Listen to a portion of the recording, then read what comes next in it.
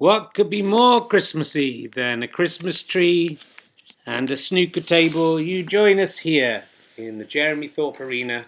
I'm dancing in the moonlight, welcoming you a very happy Christmas. Which one's the real Christmas tree and which one's Richard Herring? It's so hard to tell. Welcome to this very special Christmas edition. This is messing up my beautiful new hair. Christmas edition of Richard Herring's Leicester Square Theatre Podcast, or as some of the cool kids have begun to call it, RHLSTP. And it's a very Christmassy guest as a special treat. We've got the best possible guest we could get. It's not just someone we got at the last minute because Al Murray couldn't do it and he was the only person in the area, or one of the cats is trying to get in. This is where all the snooker magic happens in here. I hope you're enjoying these Christmassy lights effects we've got going on here. That's all. Try to pay the people to come out on Christmas Day to film this. It's amazing. So yes, it's Michael Legge. He's the most Christmassy comedian I can think of. He doesn't eat turkey or any other animal. He's just going to be eating sprouts for Christmas Day. He's very religious. He's one of the religions in Ireland. I can never remember which one he is. He's either a Catholic or a Protestant. It's all the same, isn't it? Not worth getting in a fuss about. It's the season of goodwill to all men. So enjoy this one for free. To be honest, I mean, I wouldn't charge for this one. Come here, Smithers. That Smithers is here. I'll try and grab him so he can say Happy Christmas as well. He's deaf, so he can't. Here, just wait there. Hello, Smithers. Hello, you meow. Come and say hello. There's a special Christmas edition. You're on telly. Look, very few televisions. Look there. Look into that camera like I haven't been doing all the time because I've been looking at myself. Say Happy Christmas. Meow, meow. Meow, meow, meow. That means Happy Christmas in cat language to everyone who listens to the Leicester Square Theatre Podcast, or watches it in this case. So hope you'll enjoy this. I can't remember if it was any good. He's weird, Michael Legge, isn't he? You probably don't even know who he is. He's from Bollings and Nerrin, Bollings and Nerrin Podcast. Do you like Michael Legge, Smithers? Oh, no, he doesn't. He hates Michael Legge. Anyway, that's enough Christmas fun for you all. My hair's getting in my face. And I hope you enjoy Richard Herring's Leicester Square Theatre Podcast, episode 55 or something? I don't know. Look it up on the listings. Just got an email.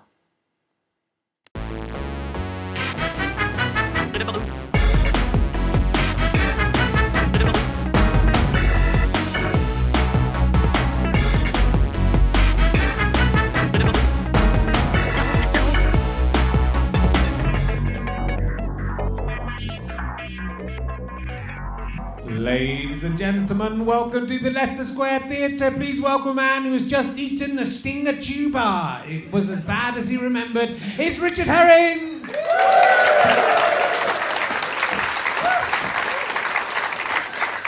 Hooray! Hello, welcome to Richard Herring's Leicester Square Theatre Podcast. You're much better than last week's audience. So, it's funny that you are last week's audience.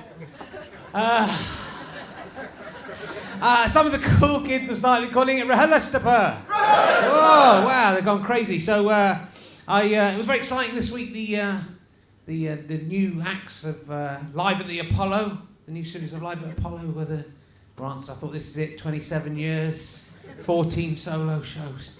They've given it all to women posing as comedians. All women, all of it. There's 3 of them of women. That's ridiculous, isn't it? I have 18, it's ridiculous. So, no wonder I can't get on telly. So, these women, they've posed so well, these women posing as comedians, they've become quite good comedians. But that is, they're actually better comedians than all of the men. But they still started off by posing as comedians. It's quite an obscure reference. So, let's meet our audience. There's some good T-shirts I've just mentioned. There's a Richard Herring says "Relax your shoulders," very obscure. You can buy these at cottoncart.com, I think, or something. No one does. I saw someone online actually going, "Oh, Richard Herring." I saw one of the kind of snarky forums going, "Oh, yeah, surprise, surprise." Just like in Extras, Richard Herring started bringing out T-shirts, cashing in. I'm really not cashing in. They're really there as a very exclusive. They will be worth a lot of money, these T-shirts, as you are the only person. You probably own all of them, don't you? But you're the only person who owns them. Anyway, let's say, what's your name? Laura. Hello, Laura. Have you been to Leicester before? No. It's your first time? What brought you along? Your aunt? But you're the same age. That is possible. That's a very possible thing. Why did you bring your niece with you to... You're trying to teach her about comedy. What comedy do you like at the moment before you've seen RHLSTP? Thank you. You like Richard Osman? Yeah, he is really very good. He was funny, wasn't he? He was properly funny. Do you fancy him in the way that those naughty people on the websites fancy? He's gone now. Not for me, no. Not for you. Not the gigantic man. His big hand. Oh, he's big. He's a foot taller than you. Well, he's a foot taller than me as well. I'm 5'7". How tall are you? 5'4". This is good flirting, isn't it? This is how I used to chat up the girls in the old days. Find out how tall you were. Usually with me standing above them on a raised platform with a camera. How tall are you? I'm 3 inches taller than you. Yeah, okay. It's all right. It's all in fun. I know there's been a lot of entertainers harassing members of the public, but this is all normal and in good fun. Well, look, thanks for coming along. I hope you enjoyed the show. It should be good fun. Thank you for bringing one new person with you, even there. How many people in your family that you could bring along? Because have you got any other family members who might enjoy it? No. It's been a lot. I mean, you've been coming to the shows for a long time, though. So it's taken a long time for you to bring an extra person. That's what I'm saying. Really, I've really got to test this out for my niece. You caved in. And like I know she's a niece. She's grown up, right? She's like an adult. So all that stuff for me having to go was all right. Don't tut at me. The people can't see back there thinking he's having to go with a 7-year-old girl. She's 5'4", 7-year-old. Let's edit all this out, Dave. So it's made me look bad. We were meant to have Al Murray on for this one, and everyone was. Who came to specifically see Al Murray? Cheer. Oh, fuck, that is quite a lot of people. I mean, you'd really need someone pretty good to make up for the disappointment of him not being here. But I literally had an hour. I only found out like an hour before the show. So I just had to find just anyone, really. And even then, they were all busy. So usually at the beginning, I do a joke where I say someone's best known for something really obscure. But this man really is best known for doing the warm-up on 8 out of 10 cats. He was also in the film Angela's Ashes, which we'll talk to him about that. It's definitely him. Will you please welcome Michael Legge, ladies and gentlemen. Michael Legge! Because that's better than Al Murray.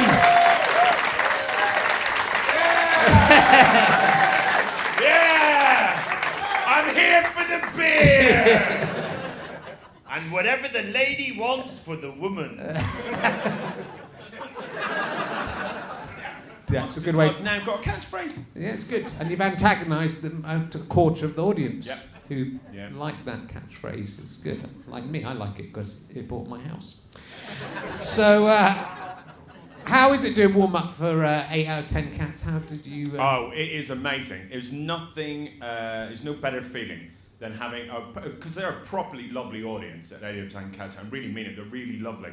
There's nothing better than having that audience in the palm of your hand for 15 minutes. You get to a punchline, you get tapped on the shoulder by a producer, you get told to get off so that Jim Jeffries can come on and do all his jokes about vaginas.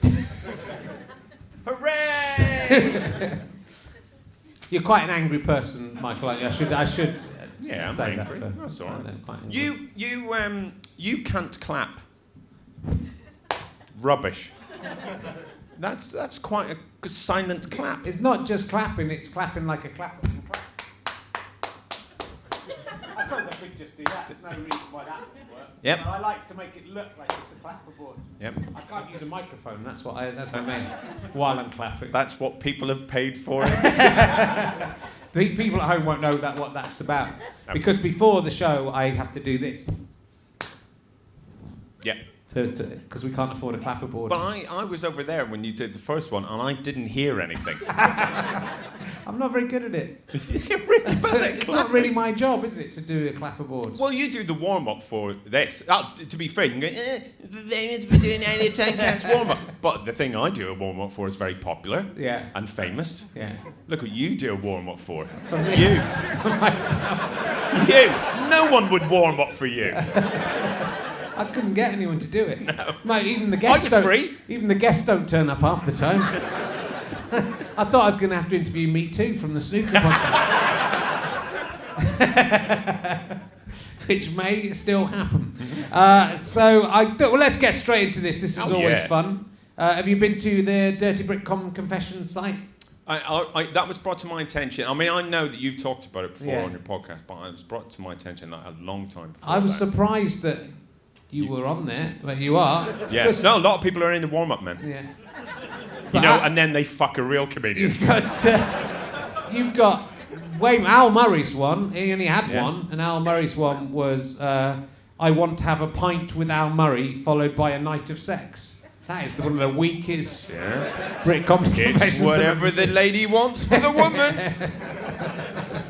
But you've got loads, and What? they're quite good and dirty. I mean, they're quite properly because you're renowned for being an angry person.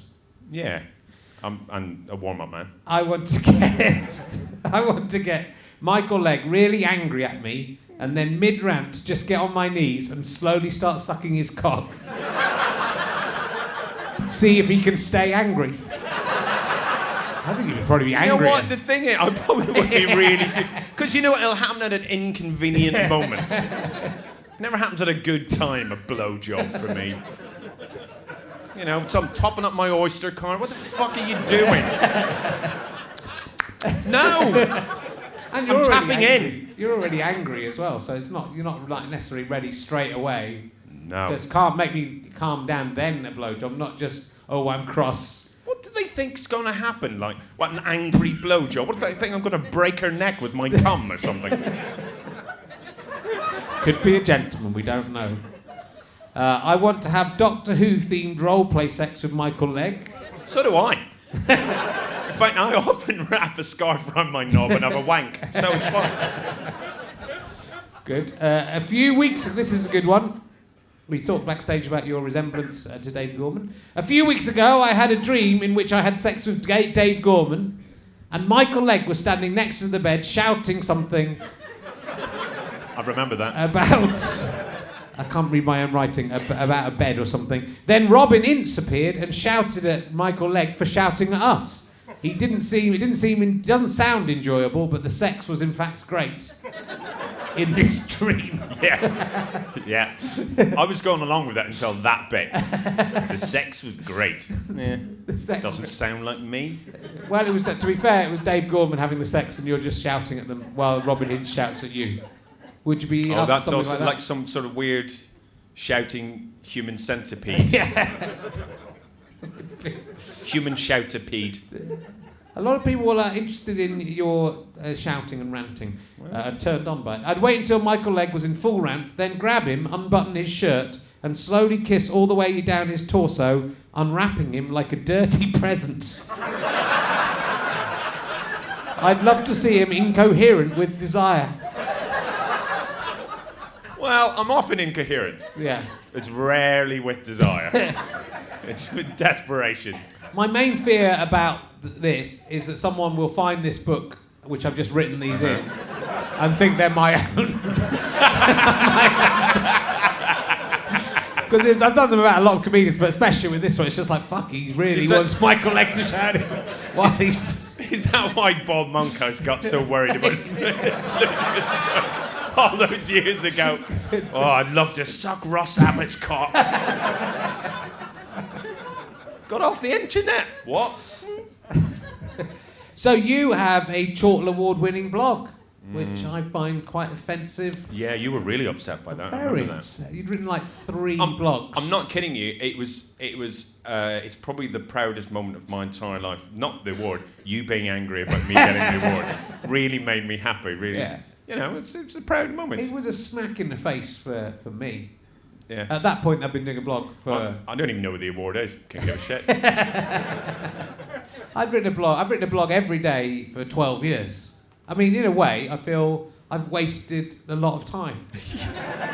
Right. Well, I've read a lot of it. Yeah. It seems like you have. And Yeah. I've wasted a few people's time, very increasingly fewer people's time as the time goes on. And then you came on, wrote, admittedly, 10 or 11 very funny blogs. Yeah.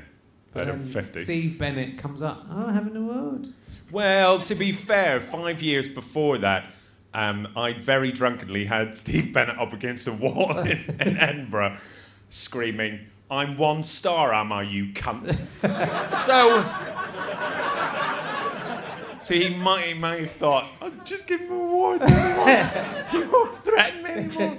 That's very big of him to forgive you. Yeah, for actually, that. it was. And do you know, I felt really bad. I bought him a badge the next day. Did you? I bought a I badge. don't think that is enough to No, make up. it was a Morrissey badge that says, "I like you."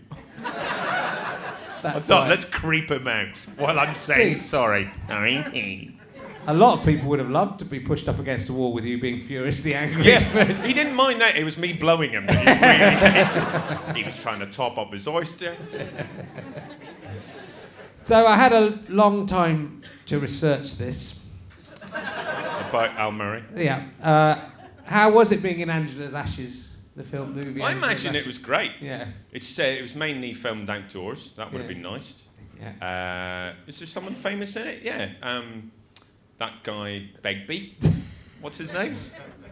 Robert Carlyle. Yeah, Paul McCartney. That's what I heard. Paul McCartney's in it. And that lady's in it, Angela.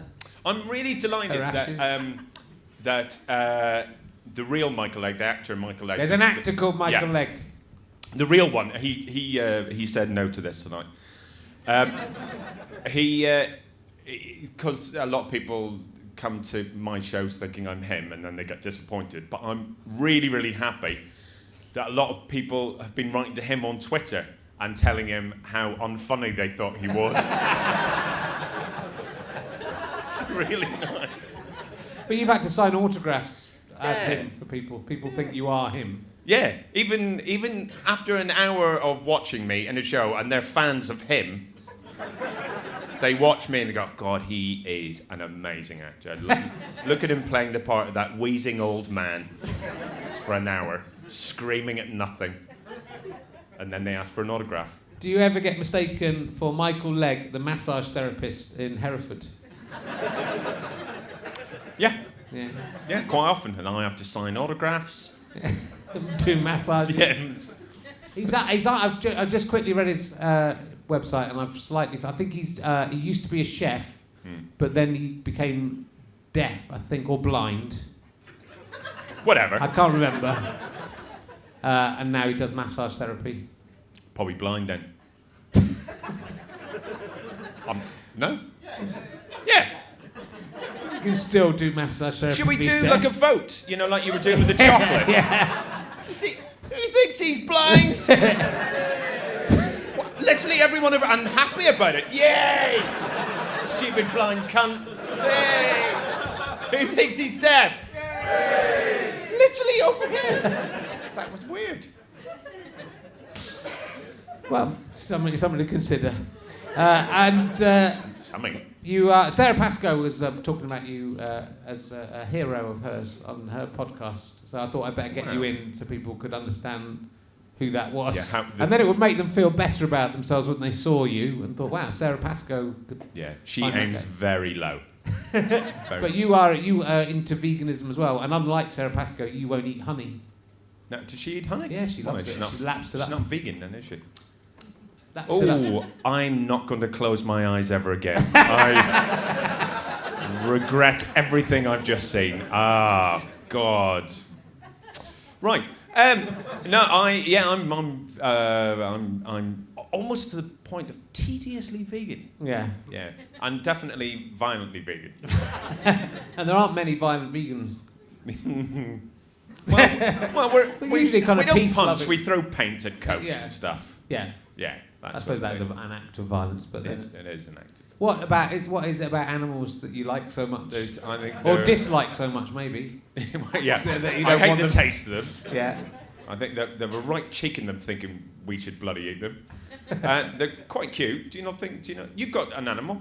I've got two little cats and, And you haven't a eaten them? small baby that counts as an animal inside my wife's tummy. I've decided to interview you at some point, so Okay. I've got a question about that a bit Okay. later on. Oh, I could ask it now. Ask it now.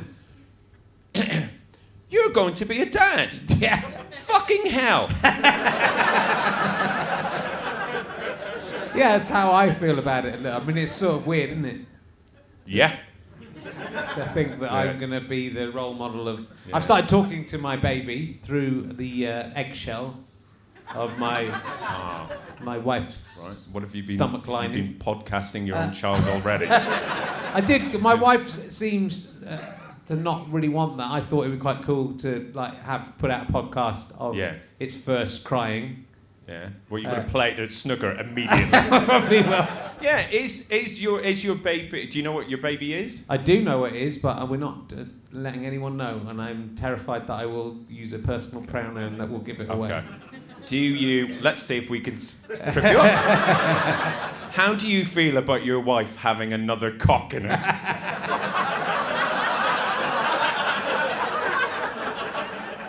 Well, after what Richard Osman said about my mum, it's not. It's a three in a bed, isn't it? Counts as a three in a bed. Yeah, but Every one of them's night, your so- child. Well, it's all right. What? Well, do you know what? Well done, you've beaten Stephen Fry. It's you sort of worry about that, about that. What, fancying your child? About if you're having sex with your wife and she's Yeah. pregnant, what does the baby get to see of that? What? Kids, what do you think the baby might see a bit? That's right. I've got quite a large penis for my body size, so I'm worried. That's coming in. That's Yeah. Oh, in case like the baby's lying there with mouth open. I'm still going to find it funny. I discussed last week with Josh Whittaker. We discussed the fact that people, when they have babies, they start to find those kind of jokes not funny. Right. And I think that says something about that kind of person they thought that means either they think before it was serious, or they have to have their own child in order to then get offended about the idea of child. It says something weird about that person that you change your mind. So I'm going to find that still amusing. Otherwise I fall into a net of hypocrisy. But I did bring up the idea of my cock being introduced into the scenario, so I'm still 100% on message there. The good thing about me is I'm not a hypocrite. No. That is what you can say, but I will soon... That was one of my questions. Yes. Are you a hypocrite? I am. Well, yes and no. That's quite a good answer to that question. That was actually very good. Thank you. Richard. Well done. They are not as good as last week's audience, by which I mean the audience we had last week rather than the last episode. I'm joking. Come on, let's all calm down. It's a very so it's nice they can hear. It's 6 months old now in the womb, so it can hear what you're saying. And I'm hoping. I had a dream that it would come out being able to speak, and so I'm going to try and make that come to reality. So I think if I speak enough to it, it will be able to speak when it comes out. Right. Well, good luck with that. Thanks. But it can recognise your voice if you speak. You can recognise my voice. Well, if you come and speak into my wife's stomach enough, it will recognise your voice. I reckon you'll hate that. You'll hate every bit of me doing that. I mean, she'll hate it. I'll feel a bit awkward. This baby's getting a lot out of this deal. I might play this podcast as over and over again. So then you're sure at least someone's heard it.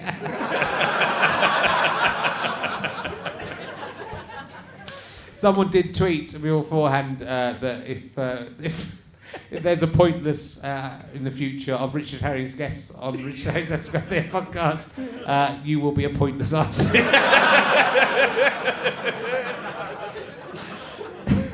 I'm proud of that. It was a nice joke. So you've been upset. You've written a blog for your own thing. It's appeared on Chortle. You Hit write the heady blogs. heights of Chortle and Giggle Beats. You write blogs every now and again, and win awards for them. But about the growth of sexism, and mainly sexism in comedy, but also sort of right-wing views amongst comedians. Is that fair? Yeah, I think it's fair. And then there's certain comedians, not all, no, it's just a small, but large enough amount of comedians who disagree and seem to think, hey, what, dapper laughs? It's only a joke. What's the problem? But it's horrible. And it's gone all serious now. We're doing a serious bit. It's a serious bit.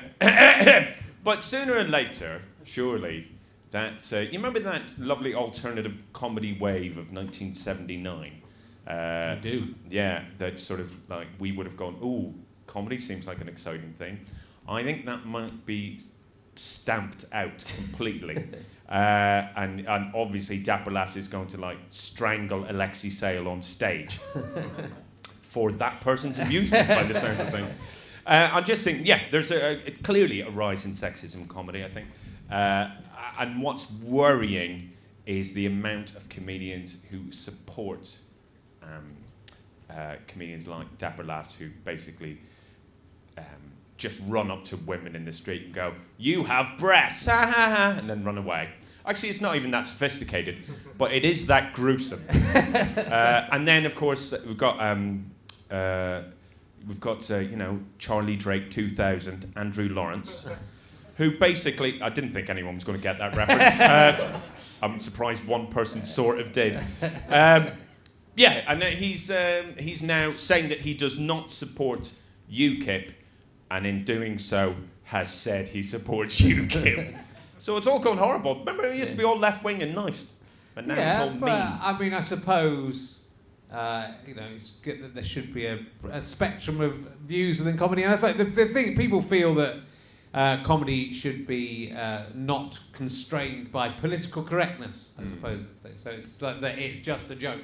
It sort of should, though. Yeah. Yeah. I mean, life sort of should. I mean, that's the thing. It's really bizarre to hear comedians now say the phrase, what? I hate PC. What's happening now? This is PC gone mad. Are you kidding me? You're going to be doing jokes about yuppies next. What era are you living in? This is the most dated phrase you could possibly... We shouldn't even be saying PC anymore. It should be the most dated phrase. We should have moved on, but no. People want to drag us on back, and I guess what's been interesting, really, of the last couple of days, whenever Andrew... Do you know about the Andrew Lawrence thing? Does anyone know or care? Does anyone care? Do you know who Dapper Laughs is? No, so like a lot of people don't know. Well, then that's delightful, and I will not explain who they are, because I don't want you to know, because you're clearly nice people. I think it's sort of interesting, though, in the modern world, that it's quite hard for anyone to become famous enough, even for a room full of comedy fans, to know who Dapper Laughs or Andrew. I did a joke about Andrew Lawrence in my tour show, and I was quite surprised that it got like a big laugh. So I mean, it's. I think that maybe has come through a bit more, but I think most people... There is a poster for Andrew Lawrence in the Loos here at the Leicester Square Theatre, and it's the poster is him with his head in a noose, and it says, "Andrew Lawrence, reasons to kill yourself." Well, yeah. It's a shame, I really like him. I do, I think he's was trying to begin with just to make a point about... Like, if his point was it's lazy just to go on and go, "Aren't UKIP shit, hooray," that's a good point. But he didn't phrase it exactly like that. No, he didn't. But I wonder whether that was his point, whether he was trying to say that it's just as hack. That there's a lot of liberal comedians or certain liberal comedians who could just go on and do a crowd-pleasing thing. Yeah. I'm sort of doing my best to be an apologist for him. Yeah, you're doing really I'm doing quite well. I'm literally in my mind blocking you on Twitter. I'm pretty impressed with how well I'm doing. Yeah. I don't should do his PR. You're amazing. I don't think this. Someone should do his PR. Anyone. Although, it'd be interesting to see where it comes out of it. He may not support UKIP, but UKIP are supporting him. I think when Nigel Farage comes out and gives you his seal of approval, that's probably a moment to go, "Oh, hold on." Because Louise Mensch tweeted me once, Right. and that was the most disgusting moment. And I'm like, you know how you never reply to, you're never mean to a person and at them in. I had to reply to her, seriously, never fucking retweet me again, you make me sick. I mean, it was don't, not you. And her, thank you, one person, what a bunch of Nazis you have it. And it was very hurtful because, you know, her husband manages Metallica. It was very close to my heart. No. And she's kind of like an evil Tory woman. Yeah, she's like a heavy metal Yeah. sort of, basically, logo. Yeah. You know, something frightening and Yeah. terrifying. Metallica should have her basically on all album covers. Okay. I've got a question for you. Yeah, go on. You ask me your question. Okay, I've got a couple here. I'm glad someone prepared some questions. If you could interview anyone, Yeah. would this podcast be better?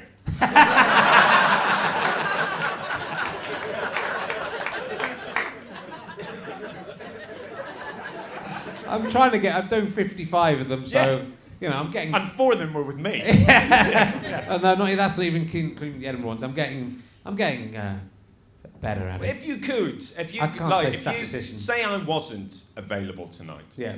and you had everyone's phone number in the world, and they were all available. Yeah. I know you went straight to me. Yeah. You were actually. Oh, don't, please don't. I'll tell you For what. the love of God, Shall I tell you seriously. the order? Shall I tell you the order? Well, I was hoping you wouldn't. I was in this room when I found out that Al was unable to come. Paul Chowdhury was sitting at the back of the room. Oh, well, that doesn't make me feel so bad. doing his tech for this thing. So I said to him, "Are you free? Oh, you Are did you that. free tonight?" Just on the off chance, and he said, "I've got to go." And he said, "I'd like to do it, but I've got my laundry in at the laundrette near where I live. Whoa. And it's in the dryer, and if I don't go and get it before 9 o'clock, Yeah. I won't be able to get my clothes back, and those are the only clothes I have." It's a very glamorous world, the comedy world. So then I said, "Well, I'll put you on hold. I'll see if I can get Richard I think that's how Osman." Jason Manford got to host the Palladium Games, because he was the only one free who wasn't doing laundry that night. I did say to Paul Chowdhury, "It's not just that you're the first person I've seen in the room, because I've also seen Craig and George from my crew, Yeah. Kinga from my crew." And then I looked at the old rope listings to see who was on there, because that's a Monday night. Yeah, and of course. so I tweeted Hal Cruttenden and asked him if he could do it, but Yeah. he wasn't going to be here in time. That's a shame. I would like to see it. And then I was coming down, so. yeah. And then I thought someone else said Michael Legge. Went, "Yeah, I'll do." Someone else said. Yeah, someone else on Twitter said, "What about Michael was Legge?" it Me Too, or And I said, "Michael Legge will probably be all right." he's probably filming? Oh, that Michael Legge. Oh. If you were on my new programme, Desert Island Dicks, in which you have to choose your 8 favourite Richards. Oh, that's a shame. I was Yeah. thought it was going to be 8 favourite penises. I know, that's why I took you one way and then that I was took the really other. good. Which 8 Richards would you take on a desert island with you? Oh, It's my man. new emergency question. Yeah. And it's really, the question is, can you name 8 people called Richard? You think it's easy? Richard Clayderman, definitely. Good. Yeah. And should we make it that you're not allowed to have any of the Richards who've already been on the island? I don't want anyone's sloppy Okay, seconds so on my island. it has to be. It'll get increasingly difficult for I me don't want to remember. know any Richard that's been near Osmond. Okay. Oh, hang on, Richard Osmond. You can have Richard Osman because he wasn't one of the 8 Richards. Right. Come on now, Richard Herring. No, I'm the luxury that you. I'm the Bible / Shakespeare, or Quran if you're a Muslim. Krang. Okay. Are there any more Richards? I think we're pretty much run out. What's that? Richard Bryars. Richard Ashcroft, I wouldn't have on an island. He wouldn't survive long. Don't help him. Richard Attenborough. Has anyone said Richard Attenborough? No, because it's only Richard Osman. So Oh, really? I've only had He 8. didn't say Richard Attenborough? No. I mean, to be fair, I wouldn't have said it unless someone shouted at Richard Attenborough. Like, probably the most famous man in Britain, and I couldn't remember his name. He's dead as well. No, he's not. Unless you've just killed him. Oh, are you waiting to put this out Richard after he's Attenborough's dead? Richard Attenborough's dead. Oh, David David Attenborough. Oh, God. Oh, yeah, I'm not that impressed now. From Jurassic I Park. got my dicks and my days mixed up. Bryars is also dead. I think they have to be alive. Don't shout. Don't shout out. Don't shout out. Richard helping. O'Brien's kind of good. That would Yeah. be good. I really like You're Dark giving City. him a hand. The whole point of the question is, can Michael Legge think of stop 8 giving original me- Richards? stop giving Not me a can hand. Michael Legge and 200 people in an audience. Of course, 200 people with Google on, they're all Googling Richards. Oh, Richard Carlyle. Do you know who Richard Carlyle is? You don't, because he went to school with me and he punched me in the face because I wouldn't shut up about saying his mum was a slag. Quite rightly, he punched me in the face. Yeah. So you'd like to be on a desert island with him? Yeah, to say sorry and make him, Would that be saying sorry to have him deserted on a desert island with you and I loads of people introduced called him to Richard Osman and the corpse of Richard Attenborough. What more does Carlyle want? I think it would be dangerous taking Richard Attenborough to an island where he's dead.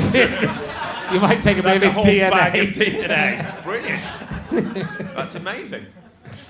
Okay. It might not be successful as some of the other emergency questions, but I like it. Desert Island Dicks. I'm going to do a little theme tune for it. Here's Desert Island Dicks. Desert Island Dicks. Not that kind of dick like you were thinking. It is the other kind of dick, the short name for Richard. Which Richards would you take on a desert island? That is what they're asking. It's got to last half an hour, so don't say them too fast. Due to rights reasons, we can't play all of these Richards. 2 fucking people. They're a very hard audience to crack tonight. I've got a question for you, Okay. Richard. Hey, Richard, what was it like being a DJ and working alongside John Gaunt and Justin Lee Collins? Uncomfortable. Yeah. I didn't actually work alongside them. I did meet. The thing No, is, but you were like the Tony Blackburn. I mean, you know, the guy that we're pretty sure didn't do anything to their... Well, the truth is, I got that. I went in for that job. I've not ever told the truth about this, and I'm going to tell you, Michael Legge. Holy shit, I'm such a good interviewer. Yeah. I went in for a meeting, and they said, we're trying to do this comedy station. It's going to be comedy. We want, there's a possibility of me doing a daily show. And I said, well, it'd be brilliant to do something in England that was like, Jon Stewart's show, which was properly satirical, that we did every day, or at least it was all about doing like really exciting, groundbreaking comedy, right, as we came in. And as we came in, that seemed to be the remit. They had other comedians were the other, if you count Peacock and Gamble, were the other hosts. And then once I started, I saw a list with Justin Lee Collins. I went, oh, what's that? And they go, oh yeah, he's doing a show. And I was like, oh, okay, which I didn't know about. But I was contracted for 3 months. But B, I don't think that if you lived your life by the rules that you'll only appear on a radio station, you won't appear on a radio station where other people on that radio station have done anything wrong. Yeah. You wouldn't really be able to work on any radio station anywhere in the world. And I also think, fair enough, he's been to, I don't know what, he's served his time, whatever happened, for his crime. So it's not like he should never be allowed to work again, and I don't have to talk to him or approve of anything he's done, so I carried on doing my show. And then they started booking people like John Gaunt and people from Made in Essex, or whatever it's called. Then I kind of went, I don't really want to be on this radio station anymore. Right. So then my 3 months was up, so I left. I think the good thing is about you doing FUBAR before you've done anything deeply questionable is that you could probably do that now. Yeah. You could probably go off and commit a crime. A heinous, violent crime. It's fine. Well, I've done FUBAR. Yeah.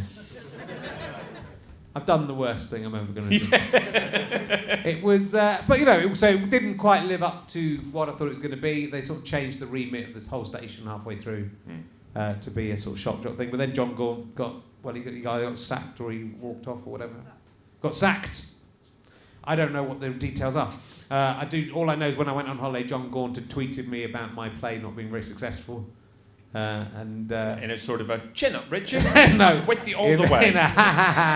He's getting his fans to pay for his play, and because I was on holiday, I didn't reply. But if you're listening, John Gaunt, I'm not doing that. I'm paying for the play. Just waiting for his. There he is. He replied in clapping form. But no, so I did. To be John Gaunt was the man I thought I don't want to be on a radio station with John Gaunt because he's a horrible person. Yeah.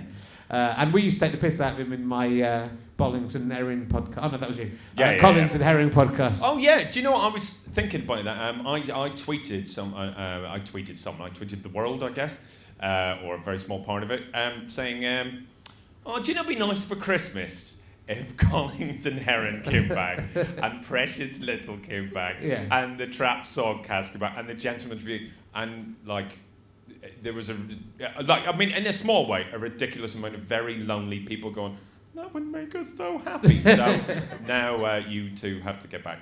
Okay. Andrew doesn't. And listen to that massive cheer you got of huge support for bringing back Collins and Herrin. Andrew doesn't want to do it anymore. Doesn't he? No, I was happy to do Well, it. he's busy, isn't he? Yeah. He's busy. He's script editing. He's Battles. He does the Radio Times, gives film reviews, does the Guardian TV. He's doing very well. Yeah. He's a very nice He man. should do the warm up for this. He should. If you had to choose between dating a man who was a 6 foot penis, 6 foot tall penis, Right. or a man who instead it's got a face on his penis, I should say. The 6 foot tall man has got a Right. penis Oh yeah. face. I mean, if he's a penis, But he is man, otherwise a penis. Yeah. He's got like his blowholes on the top. It's blowhole. His external meatus is his There you herring's go. eye is on the top, Mm-hmm. but otherwise he's a penis. Yeah. But yeah, he's yeah. 6 foot tall. Or a man who, instead of having a penis, has a tiny man who is like a separate personality to him and has different life goals and very different opinions. Oh, do they argue? Maybe they do. Yeah. Maybe it's one. Maybe the man is like you and the Yeah. penis is Andrew Lawrence. They don't get on. It's the original. Do you know Odd what Couple. I'd be worried about? I'm worried about what we have in common. That's what I'd be worried about. Right, here's the thing we have to think about. This man who has a little man for a penis, or a penis that is a little man, whatever you want to say. Is the little man penis, is it facing him or is it facing away? It's facing him. Oh, Jesus, that poor guy. Otherwise, you'd be looking No, down but at if his you bum have- all the time, if and he'd be folding over, looking, going, oh, and then he'd be folding up someone's bum, wouldn't he? Yeah, but The other way up, he's curled up that way. Well, but what about when he's masturbating and that poor guy has to look at him? You don't I mean, have it'll to just be... When you're... But when you're masturbating, do you look at your... You don't look at your own penis? I draw a little face with a wink. When I'm masturbating, generally, from what I remember before, when I was a single man... You're wanking now, for God's sake. I would never look at my own penis, because that would put me off the... put me off. Because you know all the horrible things it knows. So I would never get eye contact. If my penis had a face, I wouldn't have eye contact with it. I think if my penis had a face, Yeah. I don't think it'd be looking up at me as I was doing that. If anything, you're closing your eyes, wouldn't you, to avoid like the hand coming there. So there's no eye contact. How is he going to survive when a condom goes on? I think it may be, that a condom may not be. You might have to prick a couple of holes in the condom just so he can breathe, like it when you take your rabbit on And that's how you got yourself into this incredible mess that you're trying to stop it. But also I think it would be unpleasant, as much as it would sound to be a wonderful thing to be enveloped in a massive vagina or anus or mouth. I think that would probably be quite an unpleasant thing to happen if a big mouth now came in and enveloped you. I think you would find that unpleasant. I think. And if a big vagina came in, you'd think, oh, a big vagina, this is interesting. Oh no, I'm inside it. I'm a bit uncomfortable and claustrophobic. And if a big anus came down, and you were inside the anus, I think that would be the worst of the three. But, ironically, I think that's the best of the three for me. Yeah. But if it was me inside it, suddenly my views would change. It's like that film, isn't it? Inner Space or whatever. It's a bit like the Dennis film. Quaid is injected into an anus or Yeah, something. it's a bit like the film Sliding Doors. Yeah. with Gwyneth Paltrow's injected into an anus. Well, the sliding doors of the anus or vagina. Yeah. They're sliding into... Sliding back doors. We got there. We got there. Workshop! So which of the two would you prefer with all that? Well, I suppose the positive about going on a date with a man who has a 6 foot penis is that if, like, you got on and then your friends met him and then eventually he let you down, it wouldn't be the obvious, oh God, he's a dick, because they couldn't say that, because like, well, no, he's a 6 foot dick. So they would have to come up with some more interesting phrases. Oh, he was a tool, that's not right. Oh, God damn it. They just have to work a bit harder in describing how useless he was. Yeah. It's nice that that's what you think about when you're going on a first date. How are my friends going to describe this person when we inevitably break up? What, do you think it's going to go any further than that? I don't know, might do. Don't judge a 6 foot penis by the fact they're a 6 foot penis. I've got Think all back my about what they're like I've got inside. all my details on matchforacoupleofweeks.com. If you were dying, sadly, what celebrity would you like to stroke your hair as you died? Well, if I was dying sadly, yeah, it would be someone like Tony Arthur from Play Away. Yeah. Because then that would be very comforting, wouldn't it? It'd be really comforting. But if I was dying happily, Yeah. You wouldn't. well, I might die happily. You wouldn't need someone to stroke your hair if you were happy. Maybe that's how I'm dying. Okay. That's why I'm you're happy. Okay. So Tony Arthur wouldn't make you happy. Oh, no, it'd just be very comforting while I'm sad. I once did a gig in front of Tony Arthur from Play Away. The way you say that makes it sound like it wasn't a gig. It's just you jumped into a lounge naked and started doing a gig in front of her. Yeah. Or was it pretty much and I charged her. Yeah. She hated that the most. I walked out and there she was in the front row, and I couldn't swear. I just couldn't swear in front of Tony Arthur, so I had nothing to say. But like tonight. Do you know who Tony Arthur is? Not very few people. Yeah, but you clearly fucking hate her. Yeah. I love Tony Arthur. She used to live around the corner from me in Clapham. Oh, really? Yeah, I just bump into her in the street sometimes.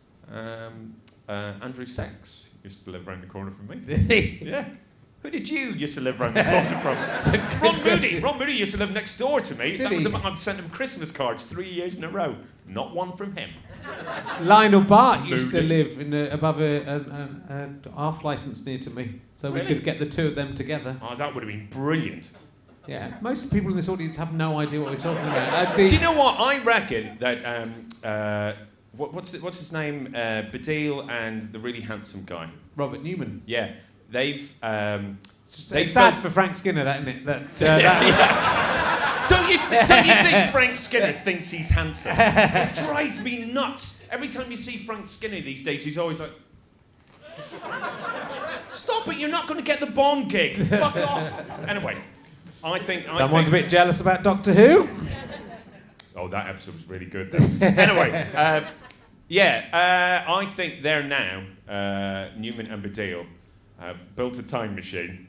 They're looking at us now and go, I've thought of two characters that we should do on our show in the 90s of two sad old men talking about things that no one understands.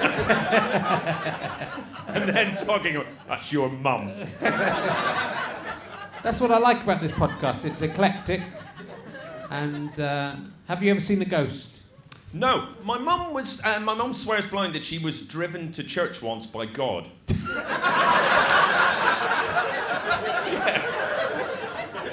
Yeah. No, the thing is, what I find very interesting about this is in my hometown of Newton Orange, you'd never get a taxi because they're always run by paramilitaries, and you don't know which paramilitary. I mean, you don't want to give money to any paramilitary, but which side is God on that he's going to give a taxi ride to my mum? You know, she swears blind that she's. Well, did he say he was God, or did she just... Yeah, he said he was God, and my mum said, "Well, God, I'm very tired. I can't go to church." No, Claire, we're going to go to church. Oh, God. All right then. I mean, thanks for making everything. It's really nice. Most of it's really nice. And then whenever God dropped her off at church, she went into the church and there was only one woman in the church, and it was some Catholic festival of depression. And where there always had to be one miserable old fuck in the church. And the woman saw my mum and went, "Oh, thank goodness you're here. I've been here for 4 hours waiting for another person." It's like tag misery in Catholicism. And my mum tagged her out. And I don't know, she was there for a month or something. Do you think it's irresponsible of God not to just come down and settle the Northern Ireland Catholic versus Protestant question once for all? Yeah. He could just come down and say, couldn't he? Yeah. But it would be now, he's left it so late, it would be quite embarrassing. Because then half the people are going to be quite pissed off with him. He's basically doing what you do on a bigger scale. Like he's basically making a podcast playing snooker with himself. He doesn't know who's going to win. Yeah. He doesn't really care, he's just fucking about. Yeah. While his wife thinks he's having a breakdown.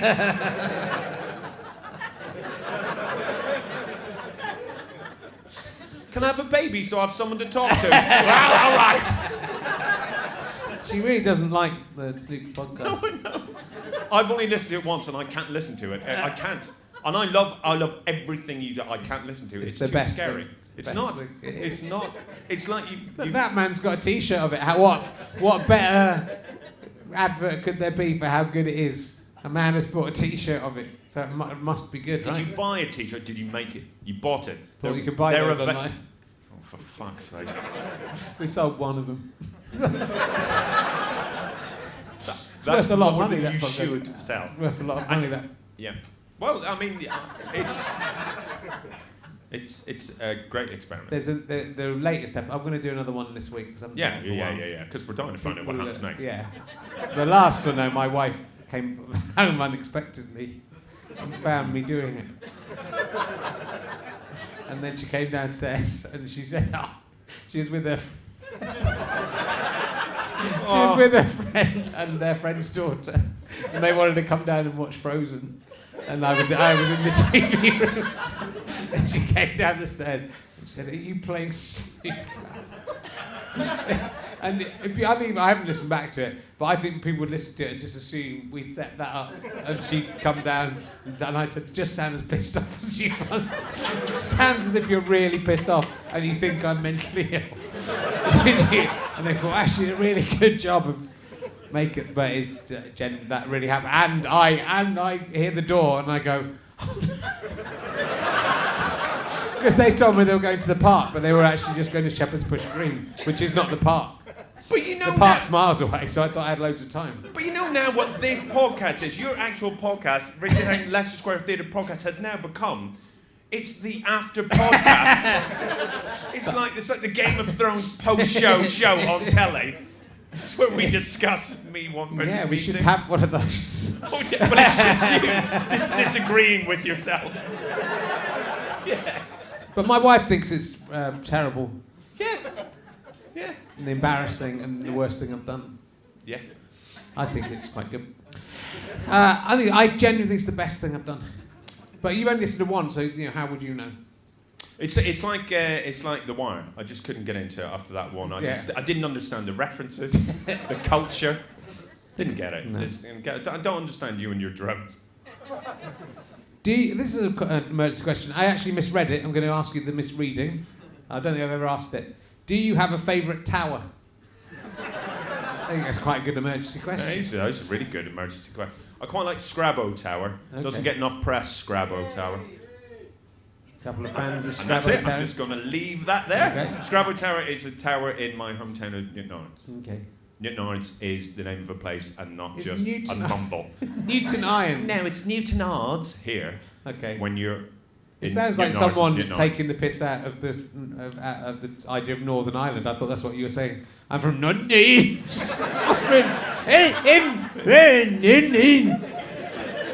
Well, that's how... That's how we...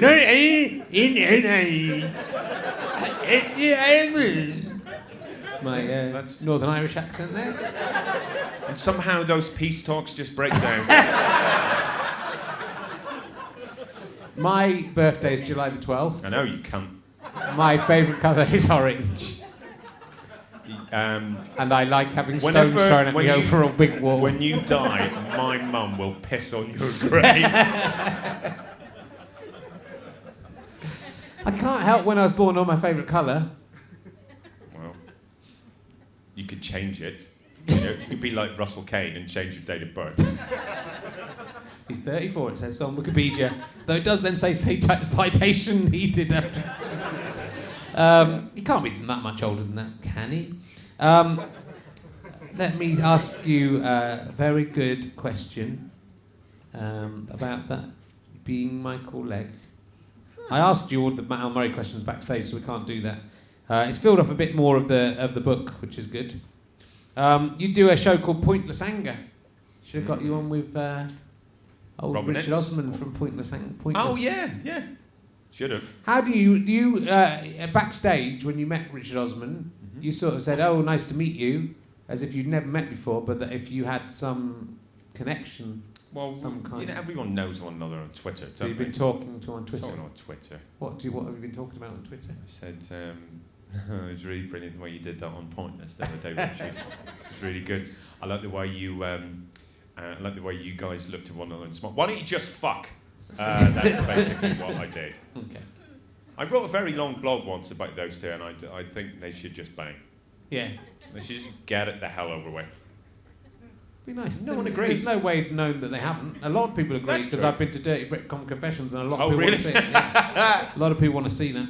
Yeah. So how is working with Robin Ince and doing Pointless Anger? What's that all about? It's always great to work with Robin, and then shit. There's always one day where we really fall out. Right. Yeah, there was a really great day in Edinburgh during the Fringe in August, where we completely fell out, and the next day he bought me 4 presents. I honestly, I felt like Tina Turner. I was like, oh God, no, I'm not coming back to you, Ike. Come on, baby. Come on back to Ike. No, Ike, I'm not coming back. But he wooed me back. Oh. It's fun though. You just get angry. Is it literally things you've been angry about It's on that day? Or on that day, on the way to the gig, during the gig, things that have happened during the gig. We ask people what they're angry about, and generally we agree with them, unless it's something like, well, tell you what, I don't like what's happening in the Premier League at the moment. We go, we don't know what that means. As soon as sport comes up, we go, no, we can't help it. But generally, everyone in the room is angry, and we're angry, and it's a lovely. Well, that kind of thing. that cricket says all we need to know. Once you bring up the topic of Robin Ince, the interest fucking wanes. It's a fantastic heckle. Really good heckle. If you can make a sort of tumbleweed. Do you know what? effect. Yeah. This is so boring, I'd rather drag Louisiana to the gig. Wow, that was pretty amazing. It was. The other day, I got angry about a man playing his music on his phone. I talked about this in the other podcast, but like in the train. So he's playing his music out the speakers on his phone, which happens quite a lot with kids. Yes. But then not so often with grown-ups. Yeah. And it's a bit of an odd thing to do, and it puts everyone in a very frightening position, because you think he's only doing that in order that someone will say, can you not do that, and then he'll punch them in the face. Yeah, I often, and listen, don't do this, but I often, if someone is doing that, I sit beside them and go, that is amazing. Who is it? Who is it? And I ask, can you tape that for me? Can you send me a tape? I'll give you my address. Can you send me a tape of that? Who is that? What else have they done? And then I sing along. I've also, whenever someone's did it, I started reading out my book aloud at them. Yeah. It's fun. And have you been assaulted as a result of any of these? No, I think the closest I came to, I thought I was going to get hit, was a man. He was opening up a carton of Ribena. He was a huge guy, and he was drinking Ribena, right? And he took, the little straw that stuck to the side of the Ribena. Yeah. He took the wrapper off the straw and then threw the wrapper on the ground, while we were on the train. And I just looked at him and went, really? You're just going to drop that there? And he was a big man. A big man with Ribena. I don't think he was tooth kind. So I said, really, you're just going to leave that there? And he went, what the fuck's it got to do with you? And I went, well, you know what? There's a bin over there. You could have just put it in the bin. I went, you want to, fuck you. I'm not going to put it in the fucking bin. Do whatever the fuck I want. And then I just went, of course you'll do whatever the fuck you want. You're a fucking idiot. Then his girlfriend laughed. That made him that made him really angry. And that's when he turned to me and went, go away, or I will punch your fucking head in.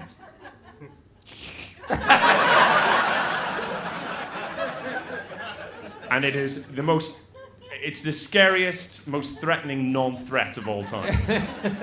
I thought he was really going to punch me. But I must have told you that story about someone playing music really loudly on a train, right. And I asked her to turn it down. She was probably about 18 years old, and she was listening to music just coming out of her phone. And it was on the train, and she was in a wheelchair. And I asked her to turn the music down, to which she replied, no, like that. And then, yeah. In that teenage way that all teenagers have every right to have. They're teenagers. No. So then I stood up, walked over to her and went, well, you've been really rude. I don't want to hear your music. No one wants to hear your music, so please turn that off. Please turn it off now. Then this incredibly large man stood and went, leave her the fuck alone, step away, leave it on. And I just went, what? I think she can speak for herself. Who the hell are you? Who the hell are you? Are you her lawyer? And he said, no, I'm her care assistant. All right. Now I'm the villain. Okay. So he was big, and I sat down. But you know that I have to be a coward now because I'm going to get my head kicked in. But you know that moment once you sit down and then everything bubbles up and you go, no. Oh, God, I'm so Michael Douglas right now. I'm going to blow the fucking heads off. And that's when I got my phone out, took the earphones out, pressed play, and then pointed the phone right at her. Turned up the volume as loud as it could go, and people were standing up and just, leave her alone. I'm like, no, I will switch it off when she switches it off. You go, leave her alone. She's in a wheelchair. What are you talking about? How dare you? Look at you. All you see is the disability. I see a dick.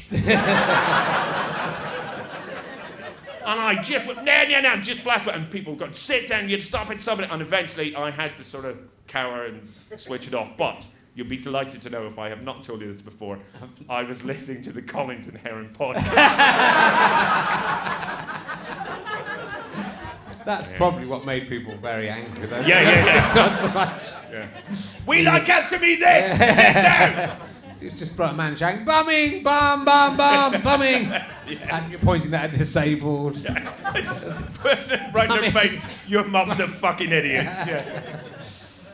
Oh, that's very good. I think you're very brave to do it. I don't get as angry. I mean, I get angry, but I don't. It doesn't come out in the same way. Maybe it'll just all come out at once at some point. Someone recently, it was in January, in fact, someone threatened me on a plane. He said I was rude. I wasn't rude. I was just walking. And he went, yeah, you just walked in my way. And I went, I actually didn't. You were way ahead of me. And then you pushed into me. It was you that pushed into me. And he went, shut up. And I went, no. And he went, you better shut up or I'll punch your face in. And I went, no, you won't. It's a really weird response there. He went, no, you won't. No, you won't. And he went, what? He hadn't thought about no, you won't. Because I was right. He wasn't going to. I went, no, you won't. He went, what do you mean? He went, we're in an airport. You're fucked, mate. Punch me? I mean, you're fucked. All I'm saying is, pick your place. I used to have a temper, and I sometimes got into arguments. I got into an argument with a guy, similar thing over that with a tube. So I was standing waiting for a tube, and then the tube door kind of was slightly further over than the guy had anticipated, and so he moved to come in and got in my way, and we sort of jostled, and then we argued about who had got in each other's way, and had a bit of a shout. And I called him a cunt, I think. But then you're in a tube. You're then standing in a tube sort of quite near each other for another 10 minutes. So you just have to sort of go... I had a brilliant moment on the tube of feeling awkward. I was on my way to a gig. It was just a few months ago. I was on my way to a gig, and I was utterly depressed because I had to go away for the weekend, like 2 days of my life, and I was depressed about it. And I had to go through, like, you know, all the down into the tube station, and then I had to get to another tube station, and then I had to get to a train station, and then I had to get to a train and go to, I don't know, wherever it was, in the middle of nowhere for a weekend. I was like depressed. I was really sad and meh. And when I was waiting for the tube, and the doors opened of the tube, and then there was Margaret Caborn-Smith, who's a friend of ours, and I love Margaret to pieces. She's fantastic.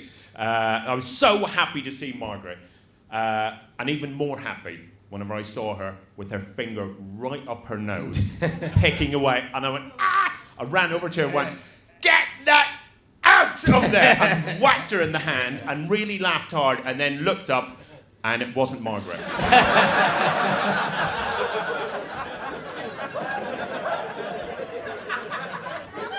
And my response wasn't, sorry.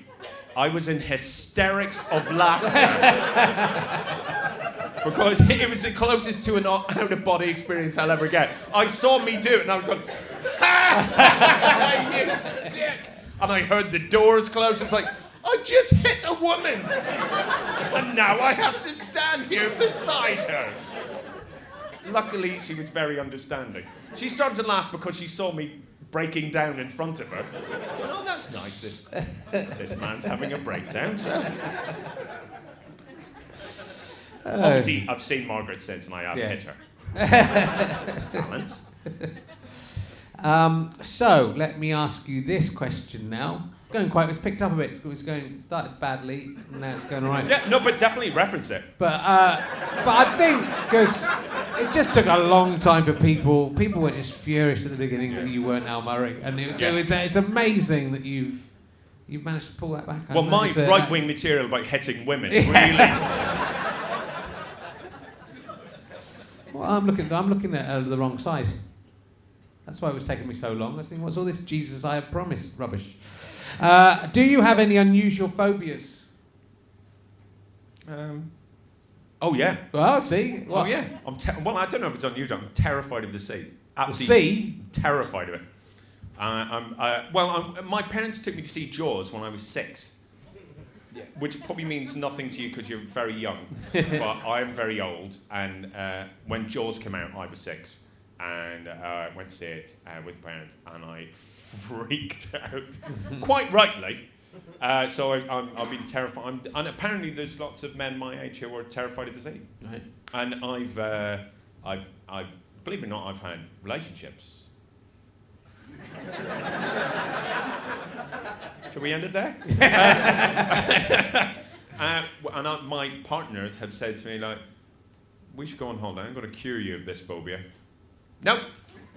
It just ends in screaming. I was in a pedalo shaped like a swan with a girlfriend screaming, you fucking bitch, get me back to the beach. How about if you're on water like on the river? Is that fine, okay? Fine. There was no like saline jaws for the trout. Is it the saline element that's the extra? No, I'll be honest with you. It's the big great white shark killing me. Yeah, there aren't any of those in like Western Supermare. Oh God! Listen to you. Why do people do that? There's no sharks. What? There's not one lost shark. No. And you know the other thing is, dolphins don't harm it. What? There's not one dolphin that has gone, fuck this shit.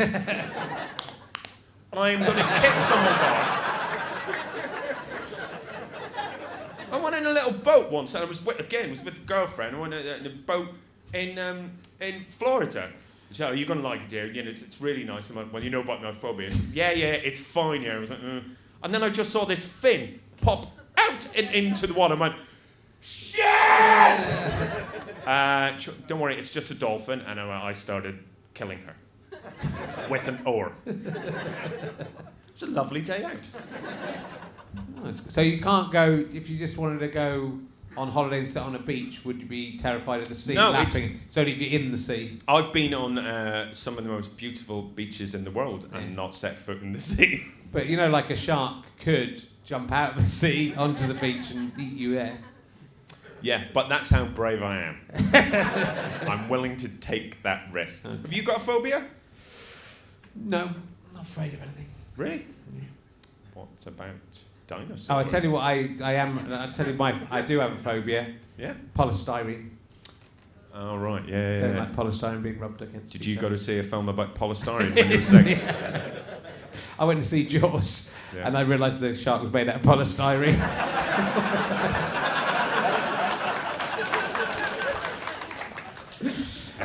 But it's mainly the sound. And once the journalist Tracy McLeod, who I was working with, who's quite serious, she was on Newsnight and stuff, she, knowing of my phobia, hid behind a car with 2 pieces of polystyrene and then jumped out going...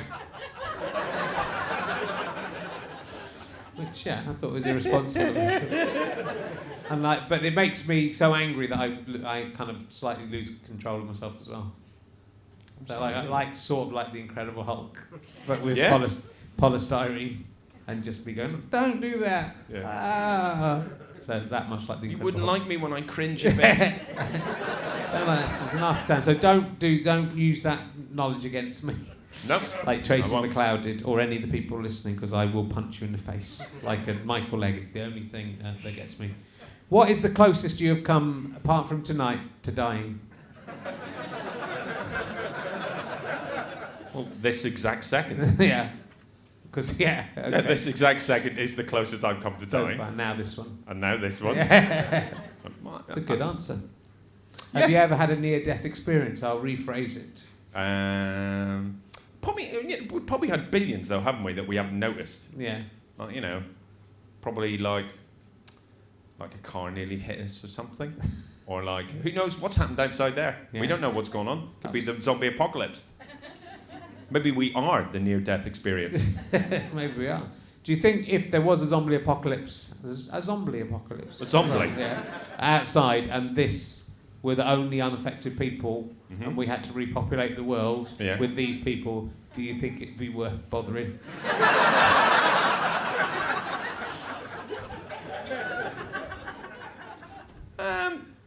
Well, he's got his Me Too t-shirt on. If you had your Me One t-shirt on, that might be worth it. I don't think there'd be much competition for who would be mating. That's the good. I mean, it's the one afterlife scenario, after a zombie apocalypse scenario, where you and me might have a chance of actually impregnating some women. I think you have had the chance to impregnate a woman. Have you forgotten? Not in a zombie apocalypse. Oh, that's true. Yeah. If we had to create the human race from this, I reckon I'd be in with a good shot of being the bloke in The Survivors who decides he's going to have sex with all the women. That was what I was talking about with Mark Gatiss the other week, as you'll know. So I know you're a big fan of the podcast. I'm a huge fan of the podcast. What I'm saying is there's a lot of ugly men in the room. That's what I'm going But there's also a lot of attractive women here who wanted to meet Al Murray. Yeah, that's true. Ooh, not as many as I thought. Al Murray has one thing. Stuffer's got more things on Brit Comedy Professions than Al Murray. Stuffer? The Stuffer, the cat from Harry Hill. What about those 2 crows you've got from Fist of Fun? I haven't put them up, actually. No? Someone should do them. I think Pliny is quite sexy. Do you? Yeah. Not Stuart Lee, Pliny. Yeah. Oh, yeah. Because of his devil-may-care attitude. I watched one. Oh, he has got an attitude, hasn't he? But he's sort of like very persistently about doing his crow puns. Yeah. And there's one I'd forgotten about. Someone forwarded me the other day where the man running Histor, me. That guy. The character I was playing gets annoyed with Pliny and goes off, and then Pliny does a really good, like, proper history lesson with real politics in it, and then Histor comes back and says, "All right, I'll give you one more chance," and then Pliny starts doing egg puns again. I quite like that about Pliny, that he's he has. that he's underneath it all. He's the clever one of the two. Yeah. But he's just very, very subtle, that, isn't it? He Very subtle. That's not at all the way a lot of other double acts work. They aren't crows, though, are they? Except for me and Robin Ince. I'd say we're the totally unique double act. You know, the double act, one thinks they're smart and the other one's, he thinks the other one's stupid, but actually it's the stupid one smart. I am thick, and he is actually very clever. But, no, I mean book clever. Yeah. Yeah. He hasn't a fucking clue about life or conversation. If Intellectuals and Idiots became a real programme, you'd be on the idiots team and he'd be on the intellectuals team. Yeah. And then we would discover who was best in a zombie apocalypse. That's how it would work. It's a great idea. Richard Osman's a prick. He was shooting down all of my ideas. He wasn't even listening to them properly. Oh, yeah. I hate him. He just decided he was going to have a go at me. That's all that happened. He had that Kelvin McKenzie on his telly show the other day. Yeah. He was embarrassed about it though. Yeah, I don't think he was embarrassed enough. I think he's worse than Andrew Lawrence. He tweeted people. The thing is, they genuinely don't know that you're going to who's the guests are. Because Al Murray dropped out. Well, that's different. Oh, because Al Murray dropped out of this. I don't know. Let's not confuse us. He wouldn't be on with. He wouldn't be on with Al Murray. So no. Al Murray's a very nice guy. He's a lovely man. In many ways, I wish I was talking to him now. I've got his number. Do you want me to ring him? Yeah, let's give him a ring. See how things are getting on. He might not be in the mood to talk just at the moment. If were you ever rude to a celebrity as a child? In a cocky, unpleasant way, like I was to Ted Rogers. Do you know what? As a child, I was obsessed. I don't know why this has popped into my head. I've never thought about this in years. I was obsessed with phoning up local celebrities. Like, how fucking weird is that? I used to phone up like news readers from Ulster TV and speak to them. I was almost forcing like the Operation U treat on them. Never see it from the other way around, do you? Little prick tease I was. Yeah, phoning up WD Flax. No one. WD. Yeah, he was a newsreader. Cartoon newsreader. Here I am. Yeah. WD Flax. Yeah. I'm a massive. That's puffin. weird. That's exactly what he sounds like. Oh, what have you been rude to? I was rude to the man who was the little kid's dad in George and Mildred. Okay. Yeah. Oh yeah, I know. Because I went up to him and my mum said, "Look, it's him from George and Mildred." And I went up and went, "Can I have your autograph?" And he went, "Oh yeah." And I went, "Oh no," because I thought it was George. And then I looked at him and went, "No, I don't care about you. You're often quite rude in the programme." Whereas George is a very nice man. You should check out. There's a brilliant Saturday Night Live sketch where they've got Robert De Niro and they've got one of the cast is playing a little kid going to the set of Meet the Fockers, and he goes, "This is the makeup guy from what, the actual one, the real one? Oh, this is the camera. What? No, the real camera." And then Robert De Niro comes in. The kid's just going, "Yeah." He goes, "This is Robert De Niro." "Yeah, hi." He does, and Robert De Niro. It's very good. You've got to watch it.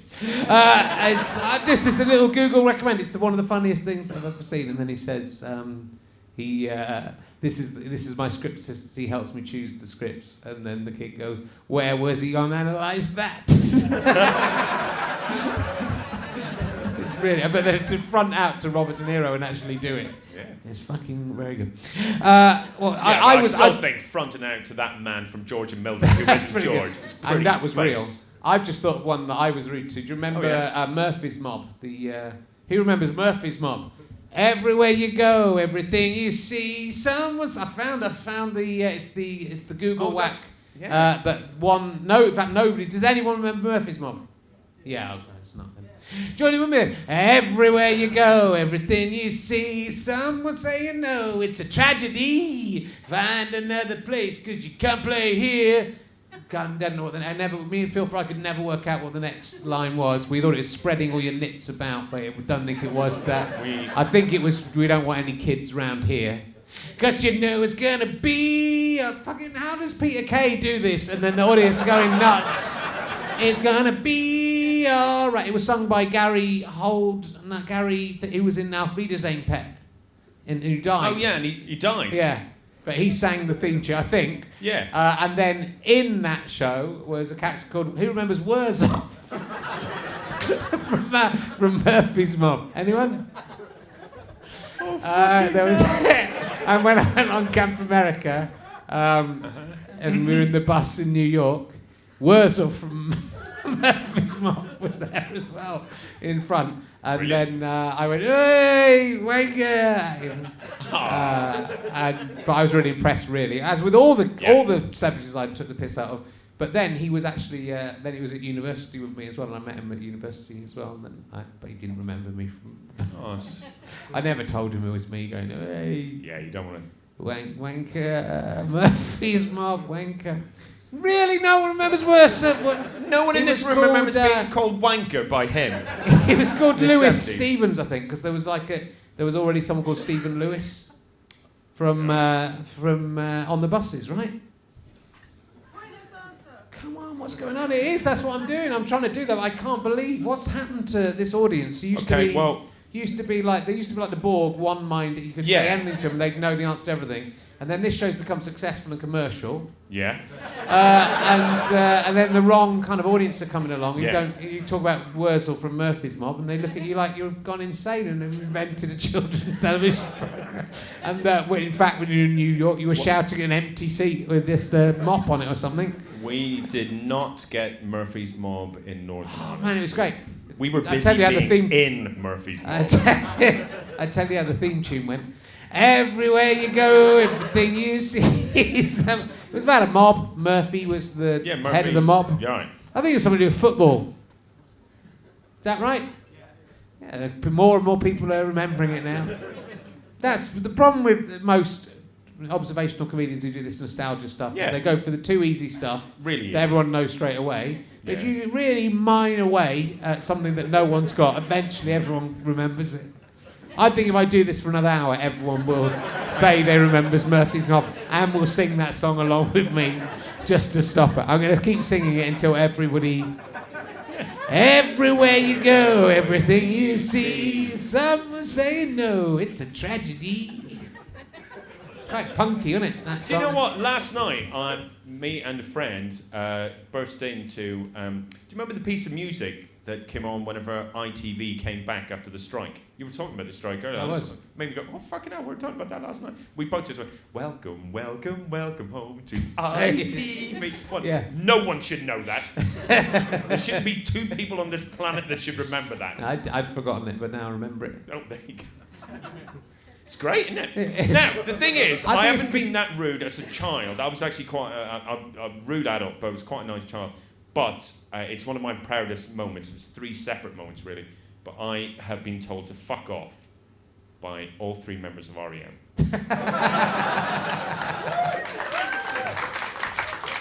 I actually can go one further. I've been told to fuck off by 2 of REM, but I've been told to fuck off motherfucker Wow. by another one. Mike Mills, you wouldn't have thought that. Really? He was the one who gave Yeah. tough time. Yeah, and he was the one I was being nice to. The other 2, I admit, well, I was being a bit of a drunken cunt to. But I was being nice to him, and he went, fuck off, motherfucker. How was your night? Because I think what you think is nice Yeah. might not be that nice. Like, do you think it's nice to hold up your phone to a woman in a wheelchair until Yeah. she turns off her phone? I just said, look, Was it like that? I just said, look, I've made this dead sheep look like you. No, I just said, hey, you're very good at playing the bass, and I like REM. To which he replied, fuck off, motherfucker. Yeah. Fair enough. And what did you do to the other 2? Michael Stipe and the other one? I went up to Peter Button Peter at Button. a gig, at a Soft Boys gig. You know the Soft Boys? We all know the Soft Boys. Remember Murphy's Mob? Yeah. Everywhere you go, everything you see. Yeah. By the Soft Boys, that was one of their songs. And I kept going, you should go up and play with them, mate. You should go up and going, yeah. No, you should. You fucking should. Peter, do it! And then eventually went, fuck off! And I that sounds did like as I was told. Yeah. But the other time, I was out having a romantic Valentine's meal, and I was trying to be romantic with my romantic partner, Jude Vance, and I was saying a romantic thing, and in the middle of this romantic thing, I saw Michael Stipe sitting on his own in this restaurant. I went, fucking hell, it's Michael Stipe! To which he got up and left, and went, fuck off. Just left. Good. Leave Michael Stipe alone when he's Well, I was eating very alone happy in a to see restaurant. Michael Stipe. Really? Really? I saw Kevin from Eggheads eating alone in a Pizza Express. Oh, seriously. I saw Ant and Dec, right? Yeah. Ant and Dec. Actually saw Ant on his own sitting in the window of a cafe, right? I went, oh, look, it's Ant. Oh, look, there's Ant being Ant, sitting there on his own. They're not that friendly either. It's just Ant. And then Dec appeared with 2 plates. 2 sandwich on each plate. The sandwich is cut in half. He put the 2 plates down and then took 1 half sandwich from one plate, 1 half from the other, and swapped them round. So they had happy... God almighty! Where is their cynicism? It's impressive that they like each other so much after they've worked together for so long. They both have stuff on one another, don't they? They both know. They go, well, Very nice young boys. well, apparently, or they're playing the long game. They were in Fist of Fun. I was in Ant and Dec's TV show. Me and Stuart Lee, you can find this on YouTube if you really search for it. We played policemen in a sketch, because they did our show, so we did their show. We played policemen in Ant and Dec Unzipped, or something it was called. It was before it might have been called PJ, I don't know, I think it'd become Ant and Dec by then. We had to come in and go, you're nicked, and stuff like that. It's pretty bad. Good. I made it sound better than it was. I like you and Stuart as Cybermen. Yeah, we were that in the real time. That was really good. Thank you. Yeah, very good. Well, I wasn't a Cyberman. I weren't. had my head crushed by a Cyberman. I've been in Doctor Who. Audio Adventures. With Colin. It's still very good. Colin Baker. Colin Baker, who I've upset by writing in a New Metro article that he was the worst Doctor Who. Oh, for fuck's sake. Don't make fun of Colin Baker. It was a very much throwaway aside. Well, but he reads, he knows everything. He does. But, once someone says anything bad about him, he just knows it, he feels it. He does, and he won't ever let it go. He said, that's another person I have to avoid at conventions. I thought, you're all right. You'll be okay on that score. I should try and get him on this. I think he might not come on, because he's got a long memory. Colin Baker never forgets. That's what they say. Yeah. Ironically, because everyone always forgets him. Not everyone. Not everyone. Not I everyone. saw Kevin from Eggheads eating in Pizza Express genuinely with a quiz book on his own. Who? Kevin from is it his name? Kevin from Eggheads. And then I saw CJ from Eggheads in the motorway. I wanted to talk to Richard Osman about this. We were talking about it backstage. I forgot to talk about it because I wanted to whip up some Eggheads versus Pointless controversy, because Eggheads is shit. Am I right? And Pointless is great. Am I right? Okay, I can't beat this. The audience have got Stockholm syndrome. I saw Emo Phillips buying dildos in a sex shop. And he thought he was safe by complicity that this would never get out, because well, I didn't know him. I just saw him. I wonder what Emo Phillips gets up to. Went into a sex shop. Went, I'm following Emo Phillips. He buys bags of dildos. Are you sure though? Because you may remember what happened with Margaret Caporn Smith. You're going around. Some bloke who looks a bit like Emo Phillips has bought some dildos, and suddenly that becomes, ooh, slap those out of you. We'll get you buying dildos, Emo Phillips. Get those out of you. Oh, sorry, you're not Emo Phillips. Sorry, you're Margaret Caporn Smith. Oh dear. Well, we know we've gone on for a long time. And, oh God, yeah. When this edits down, it'll be a good. What we never edited it down. What? Oh, shit. Great thing is, you never ever have to listen to this. What a relief. It's been really good. It's been genuinely really good. Thank you We're very both much very for self-deprecating. Not having enough friends. Yeah. Thank you. Mate, you were number 3 on the list, and one of the people was in the room. So you were the second person, really, that I thought of. Well, that's really, really nice. And I love your podcast. Thank you, Sam. I loved that one you used to do that was like the one we used to do. Yeah. It was good. Yeah, the cover of yours. Yeah, it was nice. Where there was 2 Andrew Collins. So it's kind of just turned into... usually, this is like me talking to a really famous person, and now it's just I might two... be famous one day. Well, hopefully, but Yeah. for this audience here now, It's just two blokes talking, which you could just go into a pub and see this anywhere. At this standard, I think, as well. Yeah. So it's kind of odd to have us placed on stage and people staring at us for the entire conversation as well. I think this is what theatre is all about. Oh, look how Beckett we are. What's going to happen? Nothing so far. That's what it's about. Nothing. It could be. Well, I hope you enjoyed it. Sorry. Oh, fuck off. There's sorry no way. Sorry it wasn't Al Murray. But you know, in a way, no, I can't pull it off. In a way, aren't we all sorry it wasn't Al Murray? Al Murray might be on a future show. Let's take that. Or maybe you can't make it. Yeah. And I'll interview him. You could do that. That'd be nice. I've got some great questions. Or what we might do is just I'll cancel all the other guests I've got booked in, and you can come back again, like as a double rollover. That next would week. be brilliant. So This is a bit. Maybe you are doing Me One, Me Two. If I was Dave Gorman, it really would be. It would be insane. It looks a bit like Dave Gorman, right? Yeah. Did you? If I said it's Dave Gorman, someone said no. Yeah. If I'd said it's Dave Gorman, how many people would have believed it was Dave Gorman? None. No. I reckon we could have pulled it off. Thank you. I just want it to be, before we finish, just totally silent. As a little moment's remembrance for Slimer from Ghostbusters, Oh, yeah. who died today. Did he die today? Yeah.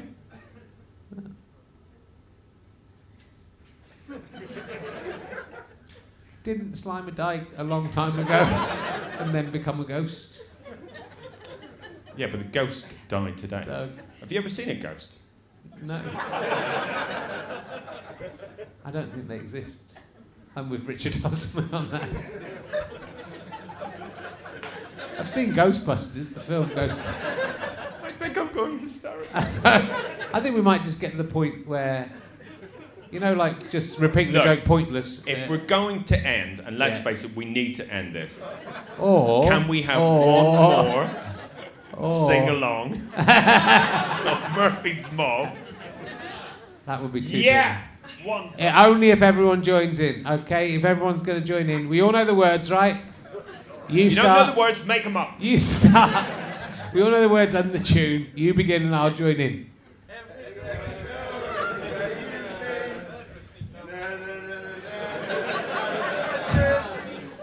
Tragedy, they remembered that word.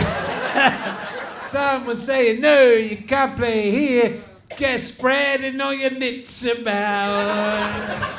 That's me. You know, in the old days it was good because if you didn't know the lyrics to something, there was no way of ever finding them out. Now you can just Google that and find out. Smash it. There was not the Murphy's Mob theme. Really? It took me a long time to know in Friends that they say, let me do the French theme tune, then I'll get to it. I don't know. And so no one told you life was gonna be this way. See, I can clap. Your job's a joke, you broke. Your love life's... I didn't know what that was for ages. Those were the lyrics. You love that. I didn't know what it was for ages. You thought they were the rudest people in the world. You love that. Jesus, Just so sounds like, personal. Your love life's dead. DOA, dead on arrival. Oh, right, okay. That's what it is, but I found that out because of the internet. You are fucking corpses. Could have been that. Could have been that. And on that bombshell, let's leave it there. Ladies and gentlemen, it's Michael Legge. Thank you. Come back next week. We'll have, as long as they turn up, we'll be two proper celebrities. Thank you very much. Thank you.